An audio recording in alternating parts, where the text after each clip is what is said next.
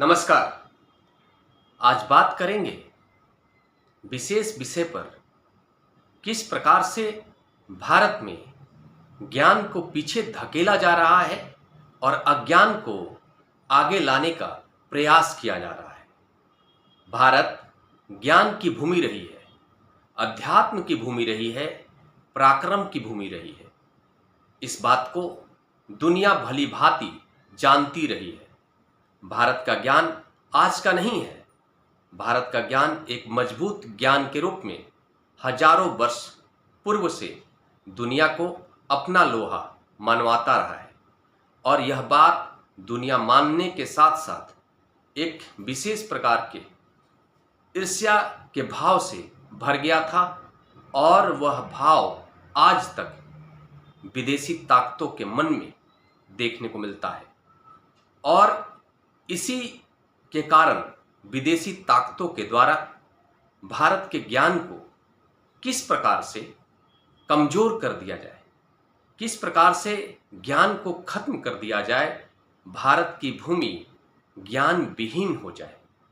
इसलिए अलग अलग प्रकार से विदेशी ताकतों के द्वारा प्रयास किया गया है और साथ में उस प्रयास में विदेशी ताकतों ने हमारे ही देश के कुछ लोगों को अपने कार्यों में भी लगाया है।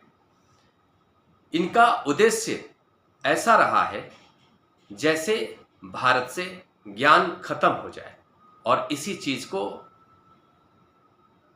करने के लिए आपने देखा होगा, पहले तो भारत के ज्ञान को खत्म करने के लिए आपने सुना होगा कि भारत का सबसे बड़ा विश्वविद्यालय नालंदा विश्वविद्यालय के पुस्तकालय को ईर्ष्या के भाव से भरकर जला दिया गया, जो कई महीनों तक जलता रहा। इनका उद्देश्य यही था कि किस प्रकार से ज्ञान को छुपा लिया जाए, ज्ञान को खत्म कर दिया जाए। इस बात का उन्हें भली भांति आभास था। भारत का ज्ञान इतना ऊंचे स्तर का रहा है, इतना गूढ़ रहा है कि इस बात को पूरा दुनिया लोहा मानती है और वे हमेशा ही भारत के ज्ञान को चुराया भी है और उसको अपना बताया भी है। आप सभी जानते हैं कि किस प्रकार से भारत का जो ज्ञान है, भारत की जो भाषा है, उसको कैसे कम आंका जाए, इसके लिए विदेशी सरकारों के द्वारा प्रयास किया गया। जब हमारे देश में ब्रिटिश शासन आया, उसके बाद उनके द्वारा भी प्रयास किया गया। भारत के जो लोग हैं, जो बड़े लोग रहे, उनके मन में एक अलग प्रकार की सोच को जन्म दिया गया। यह समझाया गया, अगर आप इंग्लिश बोलते हैं, अगर आप बहुत अच्छा इंग्लिश स्पीकर है तो आप एजुकेटेड माने जाएंगे। अगर आप हिंदी बोलते हैं अच्छा, तो आपको पीछे रखा जाएगा, ज्ञान की श्रेणी से पीछे रखा जाएगा। इस भाव से कैसे भारतीयों को अपने इस भाव को कैसे जन्म दे दिया जाए भारत की जनता के मन में, और इसीलिए भारत में अलग अलग विदेशी सरकारों के फंडिंग के द्वारा स्कूलों की स्थापना की गई, कन्वेंट स्कूल का निर्माण करवाया गया और जो अच्छे अच्छे बच्चे पढ़कर उनसे बाहर निकले, उनके मन में एक विशेष प्रकार का ईर्ष्या का भाव, एक अहंकार के भाव को भी जन्म दिया गया, ताकि उन्हें इस बात का अहंकार हो, मैं बहुत अच्छा इंग्लिश बोलता हूँ, मैं ज्ञानी व्यक्ति हूँ, जो नहीं बोलता है वह अज्ञानी व्यक्ति है। और इसी चीज को देखते देखते भारत में एक अलग प्रकार की होड़ हो गई।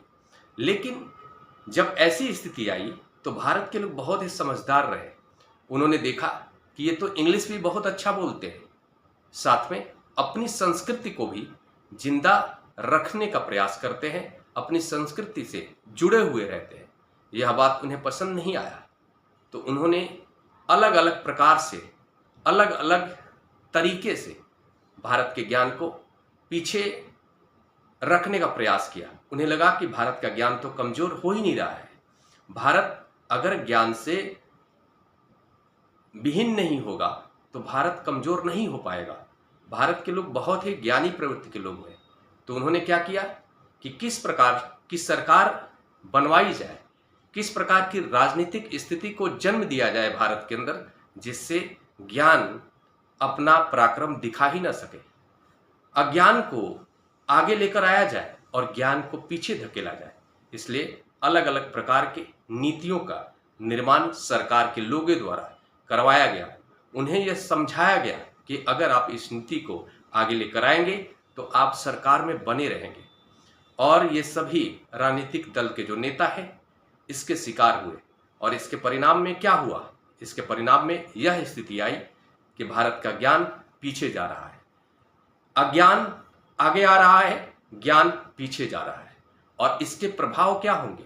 अज्ञान जहां भी होगा, जिस क्षेत्र में होगा, उस क्षेत्र को दूषित करने का काम करेगा। चाहे वो वैज्ञानिक क्षेत्र हो, चाहे वो शिक्षा का क्षेत्र हो, चाहे वो पराक्रम का क्षेत्र हो, चाहे किसी भी प्रकार का क्षेत्र हो, वहां पर अगर ज्ञान को पूर्ण रूप से मौका नहीं मिल रहा है, अज्ञान को मौका मिल रहा है, तो ऐसी स्थिति में क्या होगा? ज्ञान विहीन वो क्षेत्र होगा। ऐसा नहीं है कि वहां आपको दिखेगा कि ज्ञान तो है, लेकिन फिर भी जो मजबूत ज्ञान है वो अज्ञान के सीट पर बैठेगा और अज्ञान ज्ञान के सीट पर बैठेगा। यह जो व्यवस्था है, यह व्यवस्था किस तरफ लेकर जा रहा है? यह भारत को कमजोर करने की तरफ लेकर जा रहा है। और ज्ञान को जो विदेशी ताकतें हैं, उनका दिमाग देखिए।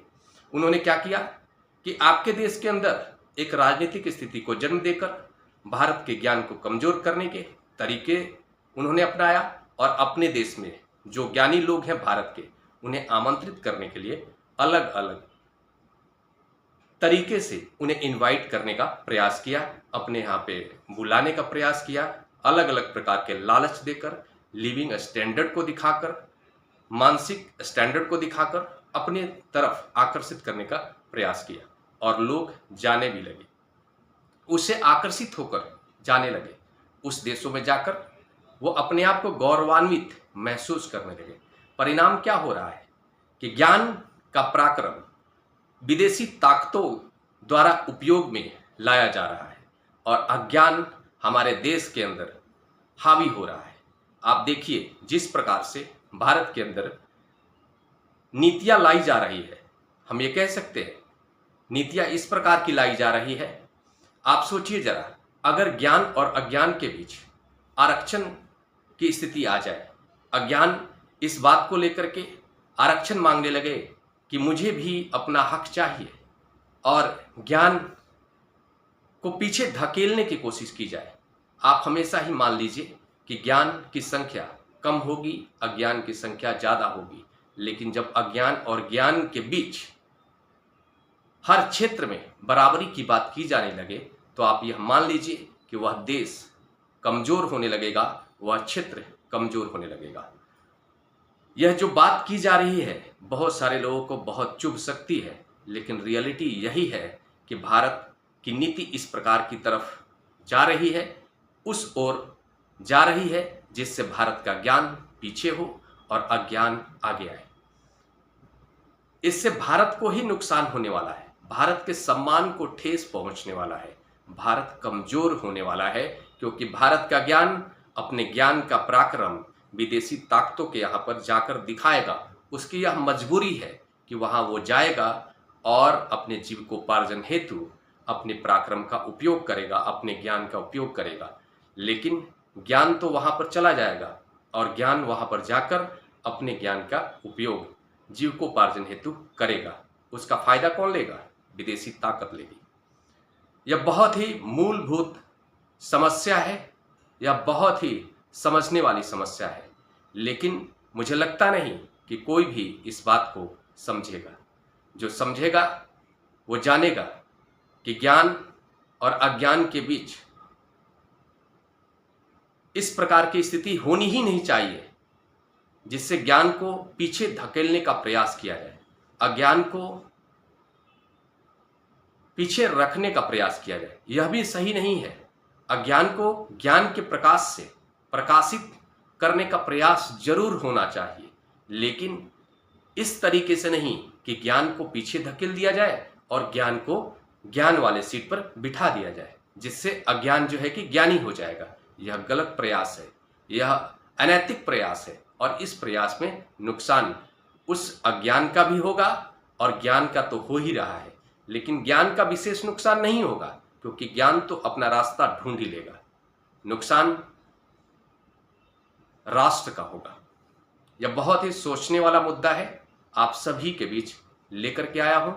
कोई अगर गलती होगी तो माफ कीजिएगा। मैं ये कहता हूं कि हर किसी का हक को मिलना चाहिए। अज्ञान को भी अपना इसी समाज में उसके जो बेसिक हक है उसे तो मिलना ही चाहिए। उसके हक को पूरा करने की पूरी जिम्मेदारी सरकार की होनी चाहिए, लेकिन इसका मतलब यही नहीं है कि आप उसके हक को पूरा करने के लिए आप ज्ञान और अज्ञान को बराबर करने के तरीके निकाल लें। यह गलत प्रयास है। इसी के साथ आप सभी से किसी भी प्रकार की त्रुटि के लिए माफी चाहूंगा। नमस्कार।